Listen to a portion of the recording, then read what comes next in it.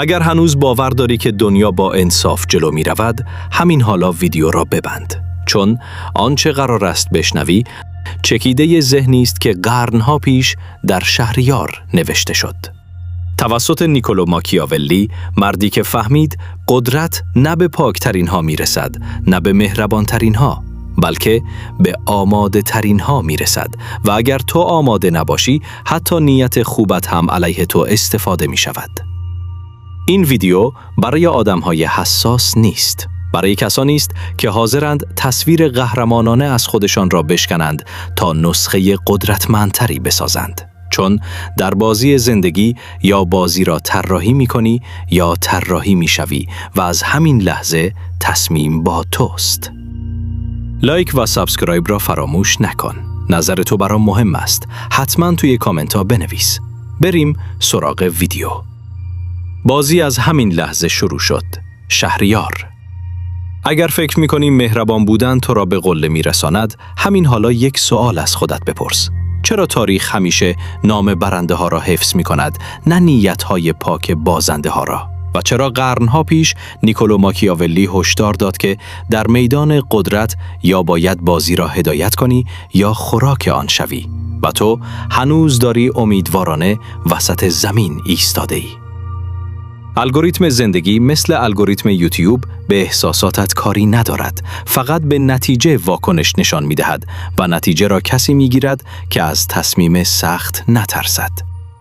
تو یا روایت را کنترل می‌کنی یا تبدیل می‌شوی به بخشی از روایت دیگران که به نفعشان تدوین شده است. مردم عاشق قدرت شفاف نیستند، اما ناخودآگاه از آن پیروی می‌کنند، چون ثبات را در صلابت می‌بینند، نه در تردید. اگر نتوانی نه بگویی، هر بلعت بی ارزش می‌شود و ارزش همان چیزی است که وزن تو را تعیین می‌کند. قدرت یعنی توانایی حذف گزینه‌هایی که تمرکزت را می‌کشند، حتی اگر وسوسه کننده باشند.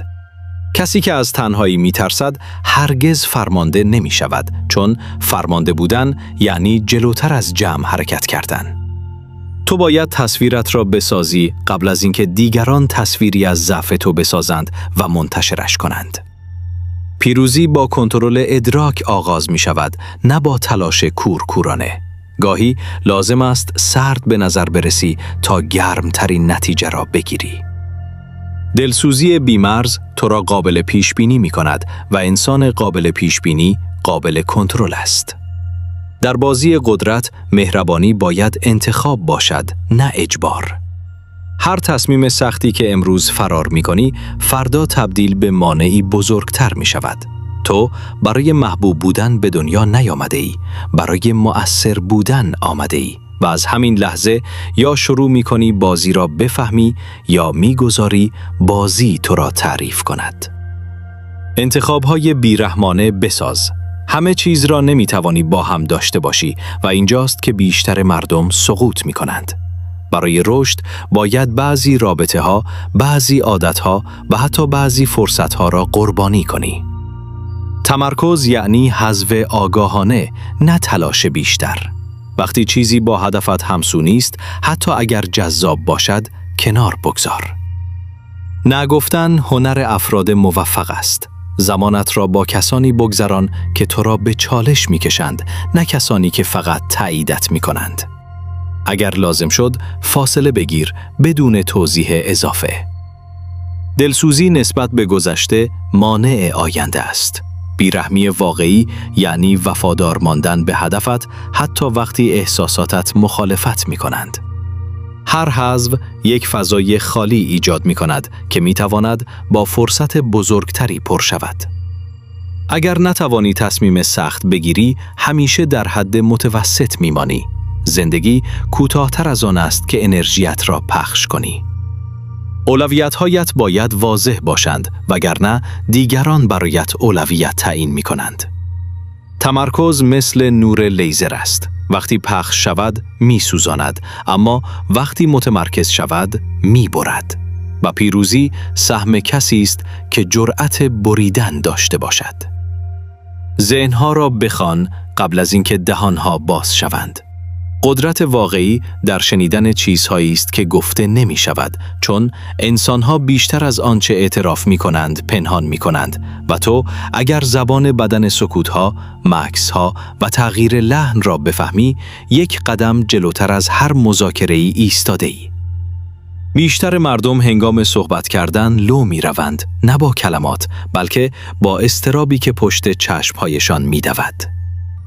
سؤال درست بپرس و بعد سکوت کن، چون سکوت فشار می سازد و فشار حقیقت را بیرون می کشد. وقتی کسی زیاد توضیح می دهد، معمولاً چیزی برای پنهان کردن دارد. نگذار احساساتت تحلیل تو را کور کند، چون علاقه یا نفرت شدید هر دو قضاوت را مخدوش می کنند. در هر جمعی بفهم چه کسی تصمیم گیر واقعی است، حتی اگر عنوان رسمی نداشته باشد. انسانها بر اساس منافع حرکت می کنند، نه شعارها. قبل از اعتماد کردن، الگوی رفتاری طرف مقابل را در زمان بررسی کن، نه فقط در لحظه‌های هیجانی. وقتی نیاز طرف مقابل را کشف کنی، کلید نفوذ را پیدا کرده ای. هیچ کس بی دلیل مخالفت نمی کند. پشت هر مقاومت یک ترس یا منفعت خوابیده است. مشاهده‌گر بودن تو را از واکنش‌های خام نجات می دهد. اطلاعات قدرت است، اما اطلاعات درست که از دل توجه بیرون آمده باشد. هرچه کمتر درباره برنامه‌هایت بگویی، کنترل بیشتری حفظ می‌کنی. مردم چیزی را که خودشان کشف کنند بیشتر باور می‌کنند. پس گاهی فقط مسیر را نشان بده، نه نتیجه را. و وقتی ذهن‌ها را خواندی، دیگر هیچ حرکت ناگهانی تو را غافلگیر نخواهد کرد. تصویرت را کنترل کن قبل از اینکه قضاوت شوی. مردم حقیقت را نمی‌بینند، تصویر را می‌بینند و اگر تصویرت ضعیف باشد، حتی قدرت واقعیت هم زیر سایه برداشت‌های اشتباه دفن می‌شود. باید بدانی که برداشت اول مثل تیتر خبر است و تیتر اگر قوی نباشد، کسی متن را نمی‌خواند. وقتی وارد اتاق می‌شوی، انرژیت باید قبل از صدایت حضور داشته باشد. لبخند بیش از حد تو را مشتاق تایید نشان می‌دهد و مشتاق تایید بودن یعنی وابسته بودن. کم حرف زدن در لحظه‌های حساس ارزش کلماتت را چند برابر می‌کند. مردم به کسی اعتماد می‌کنند که انگار نیازی به تایید ندارد. اقتدار در آرامش است، نه در فریاد. اگر اشتباه کردی، سریع اصلاح کن، اما هرگز دستپاچگی نشان نده. ظاهر تو پیام بی کلام قدرت یا ضعف است، پس آن را تصادفی رها نکن. قاطعیت باید در انتخاب‌هایت دیده شود، نه فقط در حرف‌هایت. هر حرکتت باید هدف داشته باشد، حتی سکوتت. ابهام کنترل شده کنجکاوی می‌سازد و کنجکاوی توجه می‌آورد. توجه سرمایه است و سرمایه یعنی قدرت نفوذ.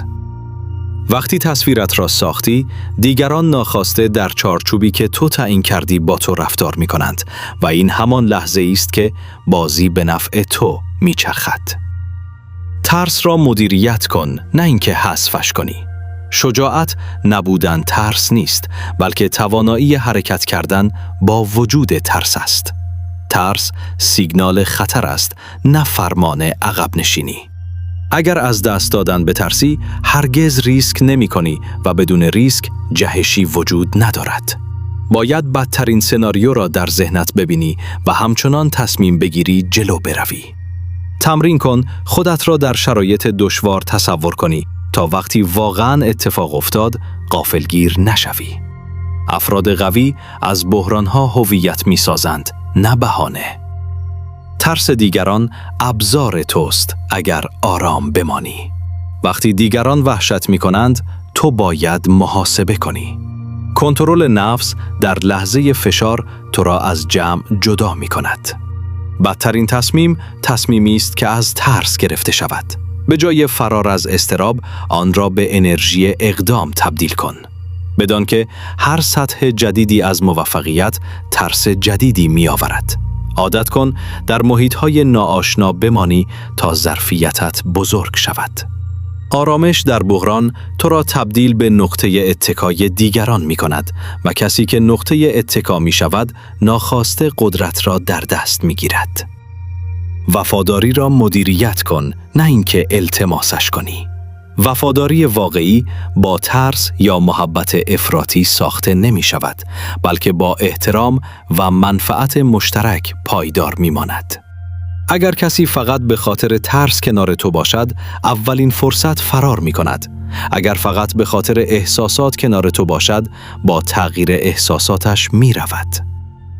سیستم بساز، نه وابستگی شخصی، چون سیستم حتی در نبود تو هم کار می کند. به کسانی که ارزش می آفرینند پاداش بده، اما هرگز قدرت کامل را واگذار نکن. فاصله حرفه‌ای را حفظ کن، حتی با نزدیکترین افراد. مرزها امنیت می سازند و امنیت وفاداری پایدار می آورد. وقتی اشتباهی رخ داد، سریع و عادلانه برخورد کن، نه احساسی. شفافیت در قوانین باعث می شود کمتر نیاز به تنبیه داشته باشی. اعتماد را تدریجی بده، نه یک باره. اگر کسی چند بار الگوی خیانت نشان داد، تو هم باید الگوی قطع ارتباط را نشان دهی. رهبر بودن یعنی محبوب نبودن در بعضی لحظه ها. قدرتی که نتواند نظم ایجاد کند، به زودی فرو می ریزد. با کسانی کار کن که از رشد تو سود میبرند، نه از سقوطت. و به یاد داشته باش، وفاداری مدیریت می شود، نه آرزو. ابهام بساز تا پیشبینی ناپذیر شوی. انسان قابل پیشبینی به راحتی مهار می شود، پس گاهی لازم است الگوی معمولت را بشکنی تا دیگران نتوانند حرکت بعدیت را حدس بزنند. همیشه همه کارت‌هایت را رو نکن. قدرت در اطلاعات نابرابر است. اگر دیگران بدانند دقیقاً چه می‌خواهی، می‌توانند مسیرت را مسدود کنند. ابهام هوشمندانه، کنجکاوی و احتیاط ایجاد می‌کند، اما ابهام بیش از حد بی‌اعتمادی می‌سازد، پس تعادل را نگه دار. بگذار رقبا انرژیشان را صرف حدس زدن کنند، نه حمله مستقیم.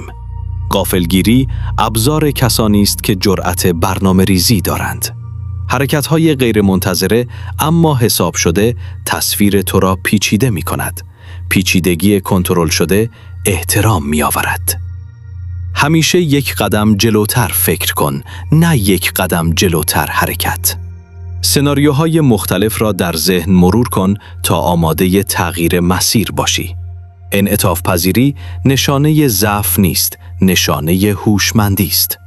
کسی که فقط یک راه دارد، با بسته شدن همان راه سقوط می کند و تو باید چندین مسیر برای رسیدن به هدفت داشته باشی.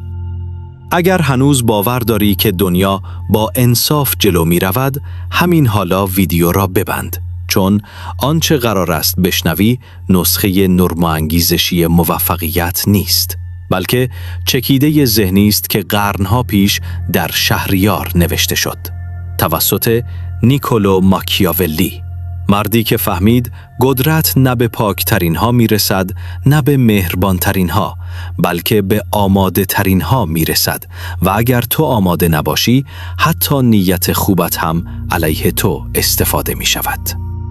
این ویدیو برای آدم‌های حساس نیست. برای کسانی است که حاضرند تصویر قهرمانانه از خودشان را بشکنند تا نسخه قدرتمندتری بسازند. چون در بازی زندگی یا بازی را طراحی می‌کنی یا طراحی می‌شوی و از همین لحظه تصمیم با توست.